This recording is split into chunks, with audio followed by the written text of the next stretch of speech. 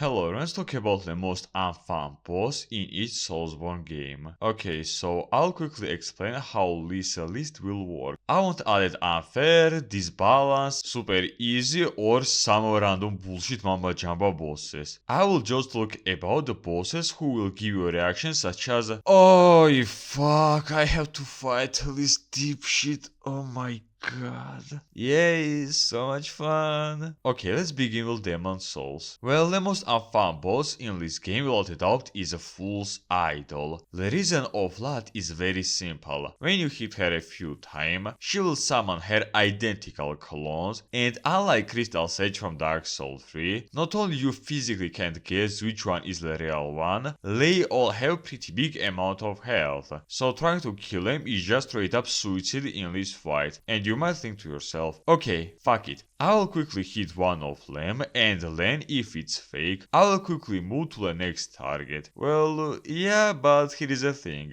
In her boss arena, there are a bunch of her simps and chairs, which won't allow you to quickly move forward, but most importantly, on the floor there are invisible traps. And yeah, they won't damage you, but they can stun you for a solid amount of time. And if you got unlucky, Fool's Idol and all her clones can hit you at the same time, and it might one-shot you. And not only that, each time you hit original Fool's Idol, she and her clones randomly relocate themselves, and you again have to guess which one is the real one, which makes this fight nearly infinity hit and run simulation. You think that's all? Nope. Because if you play this game without YouTube tutorial, you might not understand why after you finally manage to kill her, she suddenly respawned. And after her respawn, you again have to fight this boss for a while. So yeah, because of all of this, I will put her on this list.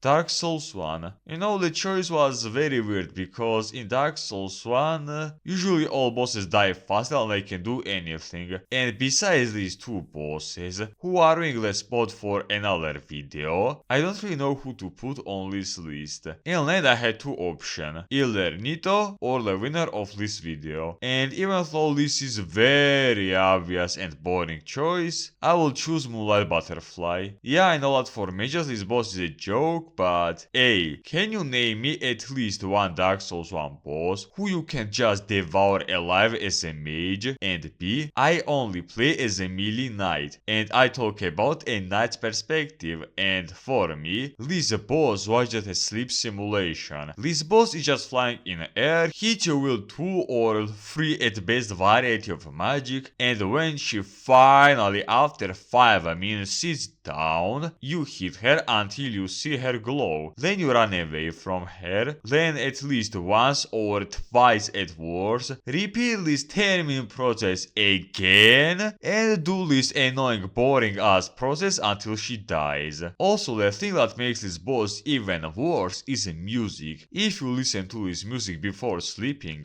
you will easily take a nap with how boring it is. So yeah, because of this boring sleeping simulation, I will put her on this list. Dark Souls 2. I was thinking about who to add on this list for a while, and in the end I had two main choices, Vendrick or Rat Authority, but in the end I will choose this dumb red dog. What's the problem with this boss? Well, what is not the problem with this boss? The main reason why I put him on this list is not that he's just a punching bag boss with 3 at best hits who can kill you if you fall asleep mid-fight, or if you do some dumb decision, or because he has some insta-kill outplay button, or because he is a damage sponge. No, the reason why I put him on this list is the fact that he has these stupid rats as his minions, and if you won't kill these rats before the boss joins the fight, consider the fact that you are just dead, and there is just nothing you can do about that. No jokes, nearly 90% of all my deaths against this boss was because these stupid rats poisoned me, and after I killed them, I was hardcore losing my health. I physically didn't have enough time to use S2s, because I either died because of poison, or because this red dog killed me during S2's flask drink animation. So yeah, because of these dumb red minions, I will put him on this list.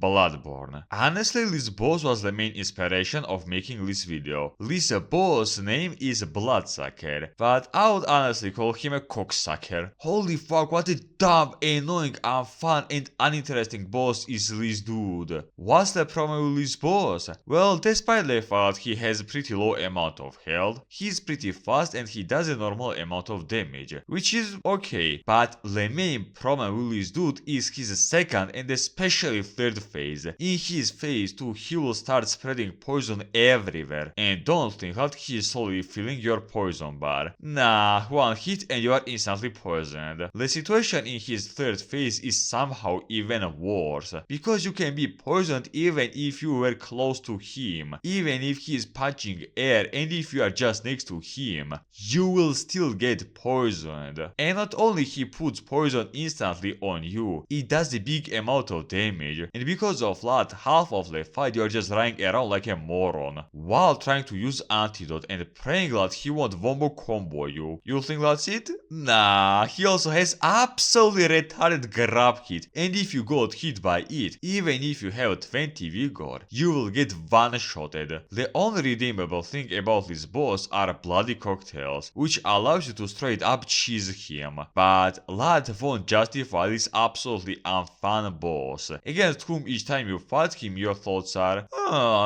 maybe I should just cheese him or simply avoid this fight. Dark Souls 3. Even though there are not that many annoying unfun bosses in Dark Souls 3, there is one boss on whom everyone will agree that he's annoying piece of shit. Volnir. Yeah, I know that he is easy and blah blah blah blah, but my point is a bit different. In this fight you have to destroy his rings, and yeah, destroying 2 of them is a pretty easy task, but his third ring, holy fuck, if he decides to put his arms in air, which he does very rarely, but still, consider the fact that you won't kill him for a while. Also, the more time you waste, the worse this fight will be, because he can either spawn skeleton army, or he will spam you with his holy sword. He has 2 stupid moves. First one is when he does his vaping breath, which can nearly one-shot you if you are unlucky, but the worst move without a doubt is his charge. When you are next to his right arm, and if he has only one ring, he can suddenly dash forward, and if he does that, well, sorry, consider the fact you are just dead, because you just physically can't run away from a beast which will melt your health bar. Volnir is not a boss, he is RNG fight, and this fight can be described as destroy all 3 rings in less than a minute, or he will vape you to death.